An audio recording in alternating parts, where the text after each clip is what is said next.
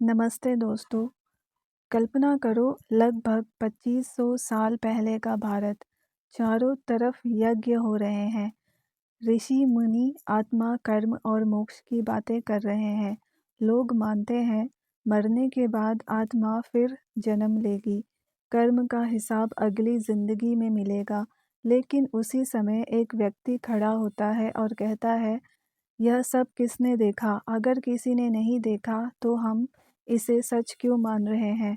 यहीं से जन्म होता है एक बहुत अलग दर्शन का, चार्वाक दर्शन। चार्वाक दर्शन को लोकायत दर्शन भी कहा जाता है। लोकायत का मतलब है जो दुनिया में दिखाई देता है उसी पर भरोसा करो। चार्वाक का मुख्य सिद्धांत था, सिर्फ प्रत्यक्ष प्रमाण ही सच है। मतलब जो आंखों से देखा जाए, जो अनुभव किया जाए, जो सीधे महसूस हो, वही ज्ञान का असली स्रोत है। अगर कोई कहे कि आत्मा है तो चार्वाक पूछेगा, दिखाओ कहाँ है? अगर कोई कहे स्वर्ग है तो चार्वाक पूछेगा, किसने देखा?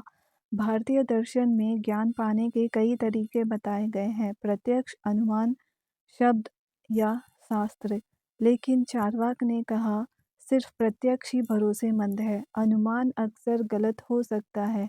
उदाहरण के लिए, धुआं देखकर हम कहते हैं कि आग होगी, लेकिन धुआं मशीन से भी निकल सकता है।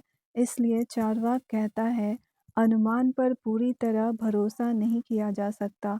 आत्मा और पुनर्जन्म पर विचार चार्वाक के कुछ ऐसे थे।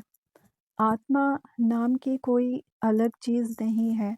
चेतना शरीर से ही उत्पन्न होती है।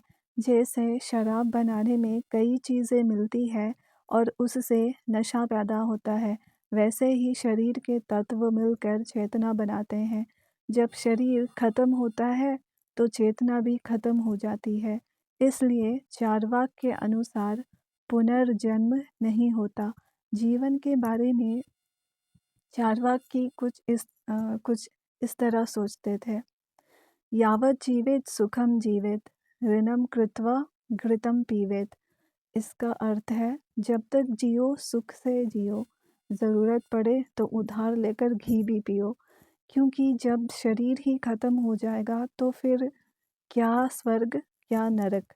लेकिन यहाँ एक गलत फहमी भी होती है। चार्वाक का मतलब सिर्फ अंधा भोगवाद नहीं था। असल में वह यह कह रहे थे, यह जीवन ही असली है, इसे व्यर्थ, डर और भ्रम में मत बिताओ।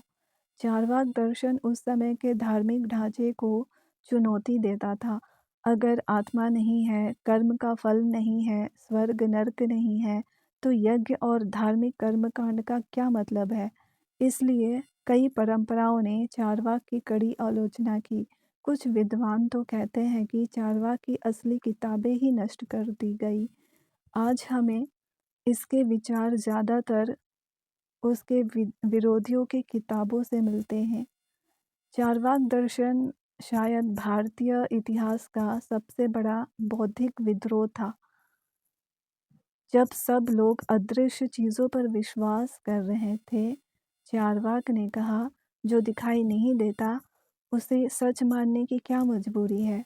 शायद चार्वाक पूरी तरह सही ना हो, लेकिन उसने एक ज़रूरी काम किया। उसने इंसान को सवाल पूछना सिखाया और शायद दर्शन की असली शुरुआत यहीं से होती है। The absurd circle. साथ निभाने के लिए बहुत बहुत धन्यवाद।